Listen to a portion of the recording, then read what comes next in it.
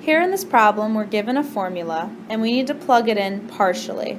As you'll notice, our answer choices are not fully solved, meaning like, for instance, in answer choice A, they didn't take 4 to the 5th power and then multiply by 26,337. So you'll notice that sometimes looking at your answer choices first is going to help you realize how far you need to solve a certain problem. Let's look at the important piece of information that we're given, which is the formula. And this formula is described to us as population growth. And it looks like we're also given a few other pieces of information. We're given that T represents the number of years, and P sub 0 represents the initial population. That just means that population at time 0. All right, let's look at the actual number information we're given. Looks like Barberton had an initial population of 26,337. So that looks like something that we're going to be plugging in for P sub 0. And then it's telling us that the population grows at a constant rate of 3%. And up here, that was the one thing I forgot to mention, our percent. And then it looks like we still need to find that T for how many years. Now that might not ever be given explicitly, but it looks like we started counting in 2013, and then our final was in 2018.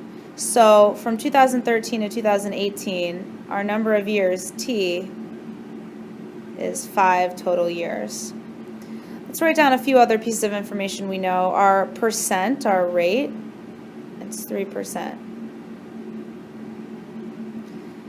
The last piece of information that we're given is our P sub 0, or our initial population, and that's 26,337. Okay, let's plug this into our formula. We have our P of T, and that's going to equal. So this is the piece of information we care about, actually what it equals. All right, the first thing we're going to plug in is our population, 26,337. Again, just looking at this formula up here, just looking at it and plugging it in. The next thing that we see is that there's literally parentheses next, so let's put those parentheses out there. Okay, then 1 is part of the formula, 1 plus. Now this next piece is R over 100. This is sort of like the dummy model of the formula, because this rate is written as a percent, 3%. Well, we all know from the last class that 3% is really 0.03. But in order to get from 3 to 0.03, you have to divide by 100 or move the decimal point over by 2. In the formula, that's built in for us, R over 100. So we could either just literally write 0.03, which is 3 over 100, or you could have written 3 over 100 and that would have been already 0.03. So just realize what information you're given, with the rate and what kind of percent you're given. Let's look at our last piece of information up there, which I kind of drew over. That to the T power, our T, which we found is 5, is going to go out there. Now you'll notice that what I have written over here doesn't look like any one of our answer choices. It looks very close, but we have to do some simplifying to get it to look like one of our answer choices. So let's do that next.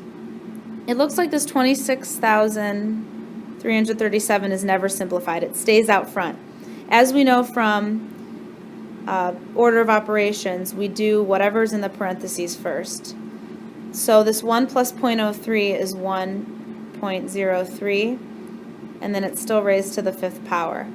This looks like one of our answer choices. It looks like answer choice C. If you'll notice some of the wrong answer choices, as in part A, somebody just did 1 plus 3, using 3 as the percent and not 0.03. Part B, they added 1 plus 0.3, forgot the 0 in there, so just be aware of those common mistakes. Choice C was correct. Choices D and E represent the common mistake of not doing the order of operations correctly, and so they distributed through the parentheses when we know we can't do that. We have to simplify inside the parentheses first. So you should get answer choice C here.